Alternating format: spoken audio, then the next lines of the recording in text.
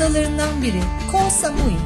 Bugün adanın en ünlü, en güzel ve en lüks bölgesi olan Cha-Reng Beach'teyiz. Güne oteldeki açık büfe kahvaltıyla başlıyoruz. Uzun bir yürüyüşe çıkıyoruz. Benim en sevdiğim deniz dalgalı. Sıcaktan bunaldıkça kendimizi coşkulu dalgaların serinliğine bırakıyoruz.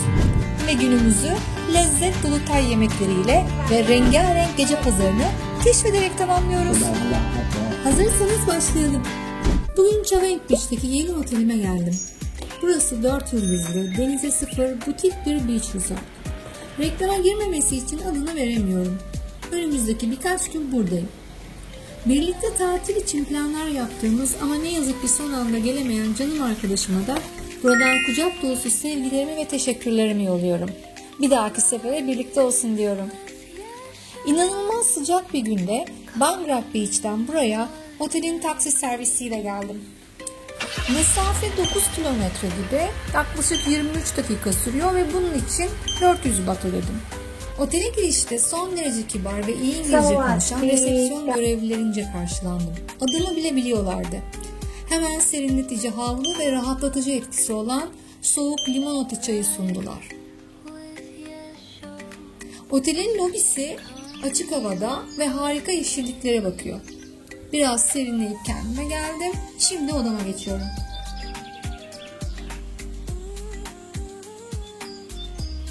Bahçe çok bakımlı.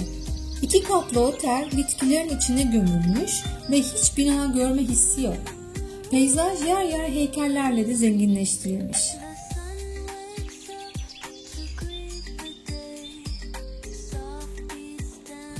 İşte kalacağım odaya geldik. Bu otelde kırmızı renk kullanımında oldukça cömert davrandıklarını söyleyebiliriz. Dışarıdaki oturma alanı oldukça küçükmüş. Hadi içeriye girelim. Odayı merak ediyorum doğrusu. Pencerelerin ince ve uzun masif ahşap oluşu ve jaluziler bana kolonyal bir hava verdi. Güzel haber ise Tayland hiçbir zaman bir sömürge ülkesi olmamış. Bu beni çok mutlu ediyor. Neyse biz konumuza dönelim. Oda büyük ve güzel. Zarafetle döşenmiş. Çok beğendim. Yatak oldukça geniş ve haşmetli bir beton bazaya oturmuş. Bankoda malum çay, kahve, su ve ücretsiz ikramlar var. Bir tabakta meyve bırakmışlar. Duvarlarda Tayland sanatının işleri var. Yatağa bıraktıkları frangipani ile kalbimi kazandılar. Arkadaki cama figüratif desenler çizilmiş. Şimdi mini barın üst kısmına bakıyoruz. Doğru görüyorum sanırım. Bizim kadersiz durian kokusu sebebiyle bu otelde de yasaklı. Dolabın üstüne ise altın rengi gösterişli dekoratif objeler yerleştirilmiş. Biraz fazla gösterişli diyebiliriz. Sağ tarafta ise yine betondan bir oturma seti yapmışlar ama minderi oldukça rahat. Şimdi de banyoya bir göz atalım. Yine bol bol beton kullanılmış. Tayland'da sıklıkla karşılaşıyoruz bu durumla. Plaj için parmak arası plastik terlikler bırakılmış. Ancak ne yazık ki tek kullanımlık değiller. Benden önceki müşteriler de kullanmış. Bu hiç olmadı. Sabun, şampuan, kremler oldukça hoş parfümlü. Plaj çantası da çok kullanışlı olur benim için. Havlu ve bornoz çeşitliliği güzel. Kasa küçük, sadece cüzdan ve pasaport koymak için yeterli. Şemsiyeyi de bırakmışlar yağmurlu günler için. Odaların arasındaki taşlı koridorla plaja ulaşılıyor. Yine bakımlı bir bahçe, heykeller, işte sıra sıra odalar, alt ve üst kat şeklinde 2 kata bölünmüş bu otel. Önce kabanalara rastlıyoruz. Tamamen gölgede oldukları için benim tercihim değiller açıkçası.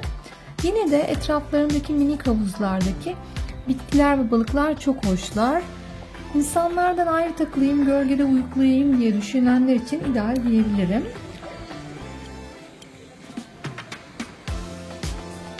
Burası tam pool'ların karşısında olduğu için sürekli müzik sesi var. Hani seviyorsanız iyi yani. Havuz güzel ama bana biraz küçük geldi. Akan duvar şelalesine artı puan verdim. Aqua masaj etkisi yapar çünkü. Şimdi deniz tarafına bakalım. Şezlonglar deri ve oldukça konforlu. Zaten denize sıfır olduğundan manzara tek kelimeyle şahane. Yani otelden dışarı adımını attığın anda okyanustasın, öyle diyeyim. Bugün de şansıma deniz en sevdiğim şekilde büyük dalgalı ve plaj gördüğünüz gibi çok sakin, hiç kalabalık değil. Nefes kesici bir ortam. Hemen suya koşuyorum. Muhteşem, tek kelimeyle muhteşem bir doğa. Sonsuz şükran duyuyorum şu anda. Tam klasik tropik plaj görüntüsü değil mi? Beyaz incecik kumlar, yere doğru eğilmiş bir palmiye, turkuaz rengi sular, kıyıya vuran kocaman dalgalar. Cennet burası olmalı diye düşünüyorum. Plajda yürüdükçe su sporlarının yapıldığı daha hareketli yerlere ulaştım. Uzun bir yürüyüşten sonra da otele geri döndüm. Plajdan sonra duş yapıp otelin dışında yürümeye başladım. Burası hoş kafeler ve restoranlarla dolu bir cadde. Haven ise Chaweng'deki bir alışveriş merkezi. Marka mağazalar var burada. Akşam yemeği olarak ise sarı masaman körili sebzeler ve pirinç yiyorum. Hindistan cevizi sütü çok yoğun ve çok şekerli bir yemek. Hem acı, hem tatlı, hem de baharatlı aynı anda.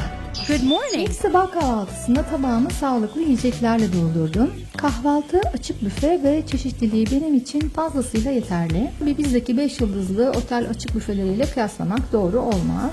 Tropikal meyveler zaten en cazip bölüm. Yumurtanızı istediğiniz şekilde pişirtebiliyorsunuz. Çay kahve seçenekleri mevcut. Özellikle şu taze meyve suları bence açık büfenin en müthiş kısmı. Tercihim çarkıfelek meyvesi suyu. Sıcak yemekler de var. Ben kahvaltıya son dakikada yetişebildiğim için yiyecekleri bitmiş buldum. Zaten tercihimde değiller. O sebeple sorun olmadı. Burada sosis ve benzeri et ürünleri var. Burada makarna ve ızgara sebzeler var. Tavuk da koymuşlar. Burada ise Tay usulü sebzeler koymuşlar. Baharat kokusu geldi burnuma. Burada ne var? Kabak çorbası. Kokusu güzelmiş bu arada. Buharda pişmiş pirinç var isteyene. Geldik benim bölüme. Burada bol bol taze sebze ve meyve var. Thank you. Peynir bölümü çok zayıf. Tereyağı var. Zeytin buralarda asla yok. Kuru yemişler var. Susam, çörek otu, balzamik sirke ve gerçek zeytinyağı ki buralar için oldukça lüks tabi. Bal ve reçeller var. Reçeller ise lezzetsiz ve jelimsi. Meyvenin tazesi varken neden reçel yenir ki? Pancake, muffin, croissant, çörekler, ekmekler burada. Ekmek de kızartılabiliyor. Bu iyi oldu. Salatalarla doymayınca biraz da pirinç, tavuk ve sebze aldım. Kahvaltıda karşımda gördüğüm şey inşaatların burayı da ele geçirdiği. Her yerde satılık veya kiralık arazi ve bina ilanları var. Şu karşı tepenin haline bakın. Çok üzücü. Kahvaltıdan sonra resepsiyondan günlük tur broşürlerini aldım ve kategorize ettim. Mavi renkte olanlar deniz aktiviteleri, şnorkel ve çevre ada turları. İnanılmaz güzel yerler var. Yarım veya tam gün şeklinde olabiliyor. Yeşil renkte olanlar ise doğa, spa, jungle ve fili barınaklarına yönelik turlar. Üsttekiler ise macera ve eğlence turları. 4x4'lerle veya ATV'lerle jungle safari, zipline ve go-kart'a gidilebiliyor. Hızlıca turları biraz inceleyeyim dedim. İçerikleri hemen hemen aynı, tur firmaları değişiyor. Günlük bir tur en alt kategoride 1500 bahttan başlıyor. Sonra ucu açık. Artık denize gitme vakti geldi. Otelin verdiği malum çantayı doldurdum. Gerçekten çok işe yaradı. Benim yanımda böyle büyük bir çanta yoktu. Ne var ne yok içine doldurdum. Plaja doğru o ince yoldan yavaş yavaş yürüyorum. Etrafta göstereyim size şöyle tekrar. Hava gerçekten çok sıcak. Eşyalarımın büyük bölümünü orada şezlonga bıraktım. Yürüyüş için yanıma küçük çantamı aldım ve arkamda size şöyle bu inanılmaz koyu Chaweng plajını göstermek isterim. Turkuaz rengi sular, beyaz kumlar ve o meşhur palmiyeler. Gerçek bir tropikal cennet. Bugün dalgalar da oldukça hareketleneceğe benziyor. Rüzgar da var hafiften. O yüzden yürüyüş için sıcak olmasına rağmen çok verimli. Kendinizi buradaymış gibi hissedin diye size şöyle bir ayak görüntüsü paylaşmadan olmaz. Gerçekten muhteşem bir deniz. Sıcacık bu arada su. İşte böyle hafif suyla, hafif kumla yürüyor olmak beni en mutlu eden şey sahilde. Koyun önce bana daha yakın olan sağ tarafına doğru yürüdüm. Burada coğrafya biraz değişti. Kayalıklarla böyle koyun kapanışı oldu. Bayağı ağaçlar falan da var. Şöyle arkamı göstereyim size. Burada tuhaf bir koku da var. Çok hoş bir koku değil. Böyle ağır bir deniz kokusu mu desem, yosun mu desem. Kayaların üzerine geçip birkaç tane hatıra fotoğrafı çektirmek istiyorum. Kendi kendine çekim yapmak da dünyanın en kolay şeyi değil sanırım. Fotoğraf çektikten sonra size koyun bu ucundan ta diğer ucunu göreceğiniz şekilde çekmeye çalışacağım. Buradan küçük gibi gözüküyor olabilir ama inanın kilometrelerce sürüyor. Yani yürüdüm baştan sona demek o kadar kolay hiç değil. Şurada başımın üzerine duran ağaç o kadar güzel bir gölge yapıyor ki ve bir sürü cırcır böceği de var. İnsanlar altında oturuyorlar zaten. Burası bayağı keyifli. Bir baktım yerde bir tohum. Bu ağacın tohumu kocaman gerçekten. Ne ağacı acaba? Oradakilere sordum. Bilmiyorum dediler ama ben araştıracağım bu ağacın ne ağacı olduğunu. Ağacın ne olduğunu buldum.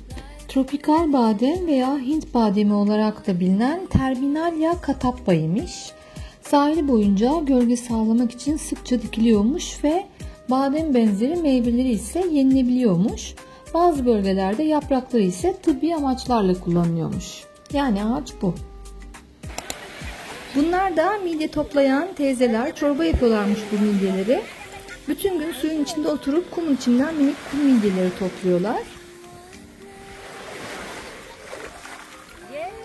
Evet, tüm günü plajda yürüyüşle geçirdikten sonra duşumu aldım ve akşamüstü Chaweng Night Market'e doğru gitmek üzere ben de Songthaew denen dolmuşlara bindim. Şu an dolmuştaki tek yolcu benim. Gidiyoruz. Burası Central Samui, Samui'nin en büyük alışveriş merkezi ve yolun karşısında haftanın bazı günlerinde ki bugün de o günlerden biri büyük night market kuruluyor. Chaweng Walking Street diye geçiyor. İçeride bir sürü stand, envai çeşit yiyecek, işte kızarmış yemekler her zamanki gibi, bol bol istemediğiniz kadar işte peynirler, patatesler, mısırlar közlenmiş, meyve standları var, mangolar satılıyor.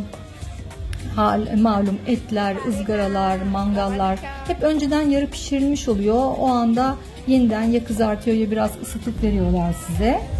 Burada bamyalar var kocaman, mantarlar, sosisler oldukça lezzetli. Tofu, yengeç, her türlü şey mevcut.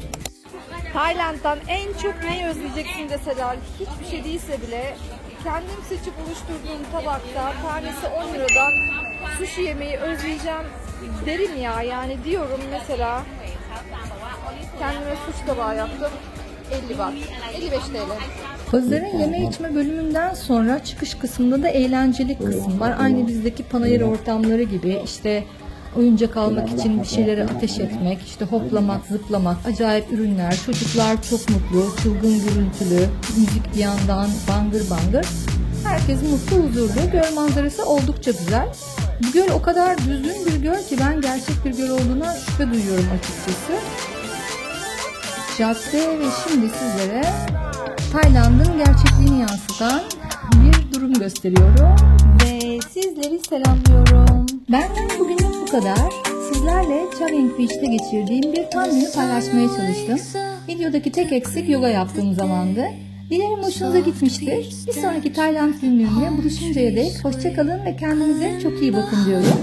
Her türlü sorunuzu yoruma bırakabilirsiniz ve bana Instagram'dan DM üzerinden ulaşabilirsiniz sorularınız için. Hoşça kalın.